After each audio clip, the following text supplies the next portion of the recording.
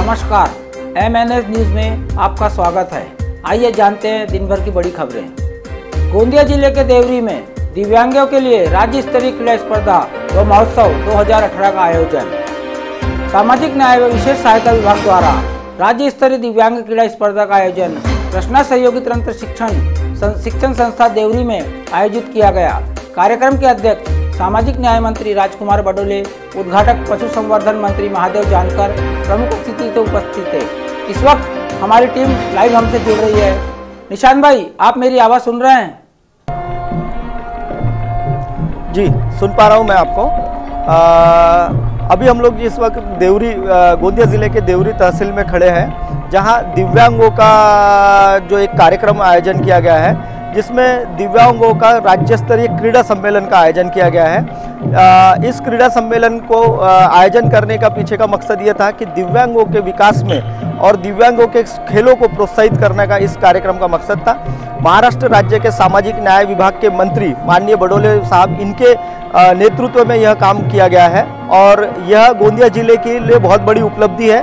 जैसा कि आप देख रहे हैं, अभी उद्घाटन का कार्यक्रम होने वाला ही है और पूरी यहाँ तैयारियाँ पूरी हो चुकी है। सारे राज्य में से महाराष्ट्र राज्य के हर ज़िले से यहाँ दिव्यांगों के जो राज्य स्तरीय खेलों में जो चुन कर आए हैं, वो बच्चों की टीमें यहाँ खेलने के लिए आई है।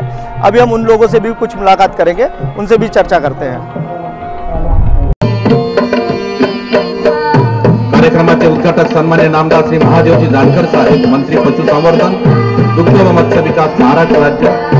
कार्यक्रमाचे अध्यक्ष सन्मान्य नामदार श्री राजकुमारजी बडोले साहेब, मी दोन्ही मंत्री महोदयांना विनंती करतो की त्यांनी क्रीडा ध्वज फडकवण्यासाठी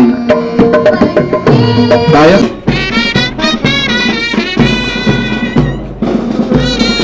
सलामी देंगे। सलामी तो सलामी देते सबको चलना देश के सामने। हा गोंदिया जिल्ह्याचा संघ ज्या जिल्ह्याने या स्पर्धा आयोजनाचा यशस्वी भूमिका केली, असा माननीय सामाजिक न्याय मंत्री बडोले साहेब यांचा जिल्हा, यांचा कार्यक्षेत्र आणि या क्षेत्रातला हा संघ, यासाठी सुद्धा सर्वांनी टाळ्या वाजवून त्याचं स्वागत करावं।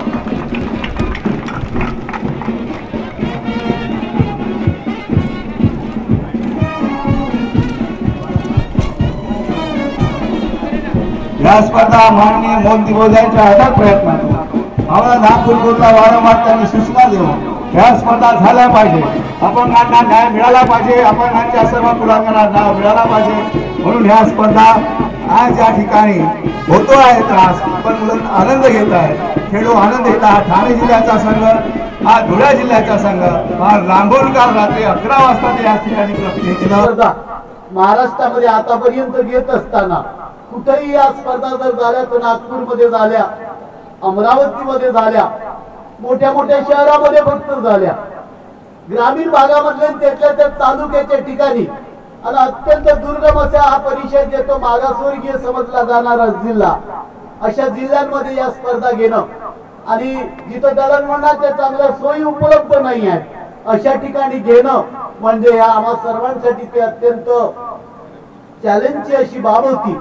आणि या स्पर्धा या ठिकाणी आयोजित करताना बऱ्याच वेळा आम्हाला विचार करावा लागला की या स्पर्धा आम्हाला आयोजित करता येतील का, परंतु कृष्णा सहयोगी तंत्र शिक्षण संस्थेचं आणि अपंग कल्याण आयुक्तालयाचं मी मनापासून आभार मानतो, त्यांना पण धन्यवाद देतो।